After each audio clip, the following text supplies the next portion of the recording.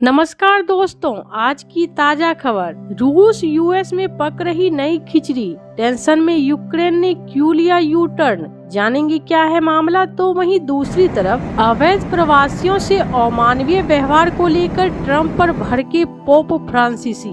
जहां एक तरफ ये सब कुछ चल रहा है तो वहीं दूसरी तरफ क्या होता है स्टेट कैप्चर, जिसकी मदद से ट्रंप सरकार में एलन मस्क करेंगे मनमानी। जियोपॉलिटिक्स में बहुत कुछ चल रहा है, जानने को मिलेगा बहुत कुछ। आइए जानते हैं इन खबरों को विस्तार से। हाल ही में अमेरिका के राष्ट्रपति डोनाल्ड ट्रंप द्वारा एलन मस्क की अमेरिकी सरकार के विभिन्न विभागों में दखल देने की अनुमति दी गई। इसने अमेरिका के विशाल सरकारी तंत्र को प्रभावित किया है। ट्रंप द्वारा मस्क को विशेष सरकारी कर्मचारी के रूप में नियुक्त किया गया है और उन्होंने एक कार्यकारी आदेश पर हस्ताक्षर किया है, जिससे मस्क को और अधिक शक्तियां प्राप्त हो गई है। यह आदेश सरकारी एजेंसी को मस्क के डिपार्टमेंट ऑफ गवर्नमेंट एफिशिएंसी के साथ सहयोग करने और कर्मचारियों की संख्या को कटौती करने के लिए मजबूर करता है। कई एक्सपर्ट का मानना है कि एलन मस्क के कदमों को एक क्रांति माना जा सकता है, क्योंकि वह सरकार के डिजिटल ढांचों को अपने नियंत्रण में ले रहे हैं। हालांकि यह परिभाषा सही नहीं है। क्रांति की सामान्य परिभाषा एक ऐसा प्रयास है जिसमें सैन्य या राज्य के अन्य ताकतवर समूह संविधान के विपरीत सत्ता का कब्जा कर लेते हैं।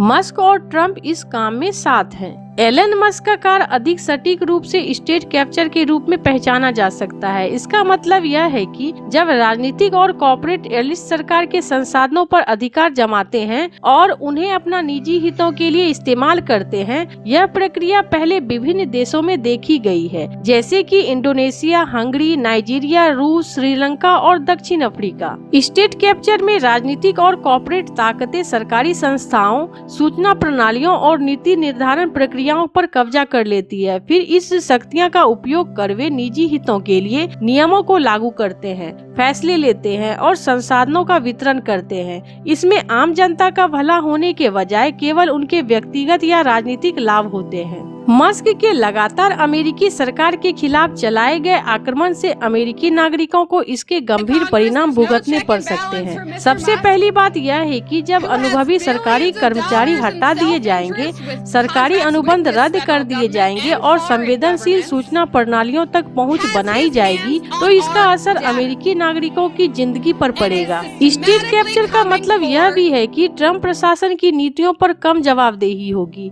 जब कांग्रेस और स्वतंत्र निगरानी की कमी होगी तो आर्थिक लाभ के वितरण पर महत्वपूर्ण फैसले बंद दरवाजे के पीछे किए जाएंगे। इसके अलावा स्टेट कैप्चर भ्रष्टाचार से अछूता नहीं है। तो वहीं दूसरी तरफ अवैध भारतीय प्रवासियों को अमानवीय सामूहिक निष्कासन को लेकर अमेरिका की आलोचना हो रही है। हाल ही में अमेरिकी वायुसेना के विमान से 104 भारतीय और हथकड़ियों और बेड़ियों में बांधकर भारत लाया गया था। ट्रंप की अवैध अप्रवासियों को लेकर सख्त नीति को लेकर पोप फ्रांसीसी ने अमेरिकी सरकार की आलोचना की है। उन्होंने चेतावनी दी है कि केवल अवैध स्थिति के कारण लोगों को इस तरह से बाहर निकालना उनके मूलभूत सम्मान का उल्लंघन करता है। पोप फ्रांसीसी ने अमेरिकी बिशपों को लिखे एक पत्र में लिखा कि जो किसी के सम्मान के बारे में नहीं सोच सकता, उसकी शुरुआत और अंत भी बुरा ही होता है। इतिहास के पहले लैटिन अमेरिकी पोप ने हमेशा प्रवासियों की देखभाल को प्राथमिकता दी है। यह मांग की है कि देश उन लोगों का स्वागत करे, उनकी रक्षा करे, उन्हें बढ़ावा दे और उन लोगों को सम्मानित करे जो संघर्ष, गरीबी और पर्यावरणीय आपदाओं से बचने के लिए पलायन कर रहे हैं। उन्होंने यह भी कहा कि सरकारों से यह उम्मीद की जाती है कि वे अपनी क्षमता के अनुसार ऐसा करें। अपने पत्र में फ्रांसीसी ने कहा कि देशों को अपनी रक्षा करने और अपने समुदायों को अपराधियों से सुरक्षित रखने का अधिकार है। उन्होंने लिखा, ऐसे लोगों का निष्कासन जिन्होंने कई मामलों में अपनी भूमि को अत्यधिक गरीबी, असुरक्षा, शोषण, उत्पीड़न या पर्यावरण के गंभीर नुकसान के कारण छोड़ा है, यह पुरुषों और महिलाओं के गरिमा को नुकसान पहुंचाता है और उन्हें विशेष रूप से असुरक्षित और असहाय स्थिति में डालता है।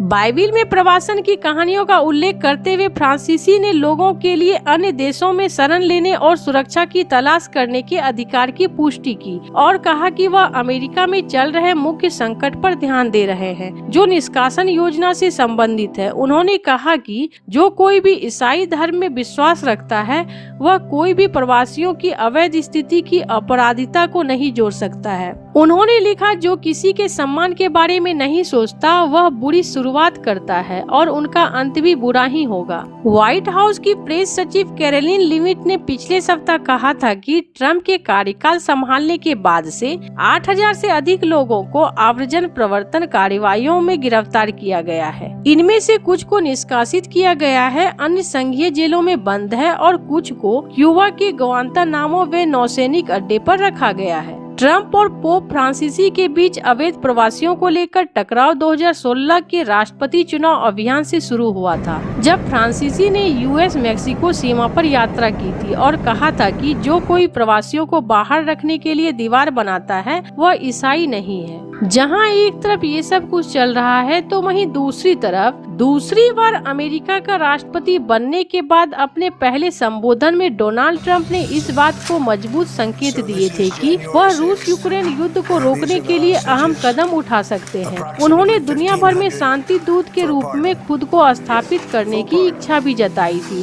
तभी से ये कयास लगाए जा रहे थे कि ट्रंप रूस और यूक्रेन को युद्ध रोकने के लिए राजी करा सकते हैं। हाल ही में ट्रंप ने अपने विशेष दूत सचिव विटकॉफ को पहली यात्रा पर मॉस्को भेजा था। उनकी इस यात्रा के बाद रूस ने अमेरिका के साथ रिश्तों में गर्मजोशी दिखाते हुए ड्रग तस्करी के आरोप में 2021 से कैद अमेरिकी नागरिक मार्क फोगेल को रिहा कर दिया। फोगेल रिहा होकर मंगलवार की रात ट्रंप से मिलने व्हाइट हाउस पहुंचे थे। इस रिहाई से ट्रंप काफी खुश दिखे। एक चुनावी रैली के दौरान ट्रंप ने फोगेल की 95 वर्षीय मां से वादा किया था कि वह उनके बेटे को आजाद कराकर रहेंगे। ट्रंप ने संवाददाताओं से कहा कि रूस ने हमारे साथ बहुत अच्छा व्यवहार किया है। उन्होंने यह भी दावा किया कि एक और अमेरिकी नागरिक को रूस बुधवार को छोड़ने वाला है। हालांकि उन्होंने इसका विवरण नहीं दिया। ट्रंप ने कहा, मैं आशा करता हूं कि यह एक ऐसे रिश्ते की शुरुआत है जहां हम युद्ध को समाप्त कर सकते हैं। इस मामले में रूस की तरफ से कोई टिप्पणी नहीं आएगी, लेकिन व्हाइट हाउस में इसे एक तरह का एक्सचेंज डील करार दिया गया। आपको बता दें कि रूस में सुप्रीम कोर्ट ने दिसंबर में फोगेल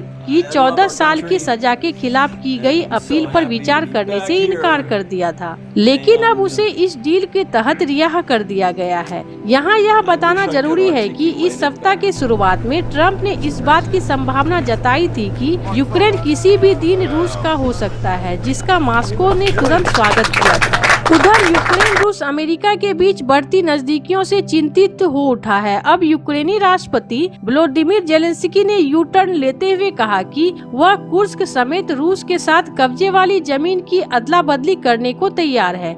जेलेंस्की ने फरवरी 2022 में रूसी आक्रमण के बाद किसी भी क्षेत्र को रूस को सौंपने से इनकार कर दिया था, लेकिन मंगलवार को द गार्जियन में प्रकाशित एक इंटरव्यू में जेलेंस्की ने कहा कि कीव अमेरिकी उपराष्ट्रपति जेडी वेंस के साथ म्यूनिक सुरक्षा सम्मेलन में शुक्रवार को होने वाली बैठक से पहले गंभीर बातचीत के लिए तैयार है। वेंस यूक्रेन को दिए जा रहे भारी सैन्य समर्थक के विरोधी रहे हैं। जेलेंस्की ने द गार्जियन से कहा कि हम एक क्षेत्र के बदले दूसरा क्षेत्र देने के लिए तैयार हैं। उन्होंने कुर्स्क क्षेत्र का नाम लेते हुए कहा कि वह इसकी अदला बदली करने को तैयार है। पिछले साल यूक्रेन ने आक्रमण रणनीति के तहत इस क्षेत्र पर कब्जा कर लिया था। जेलेंस्की ने इस बात को भी स्वीकार किया कि यूक्रेन को केवल यूरोपीय साझेदारी से सुरक्षा की गारंटी नहीं मिल सकती, इसलिए वह सुरक्षा गारंटी के लिए अमेरिकी शर्तों को मानने के लिए तैयार है। ऐसे आपको क्या लगता है इन सब मामलों में? आपकी क्या राय है? कमेंट कर जरूर बताएं। जल्द मिलते हैं अगले वीडियो में नई खबर के साथ।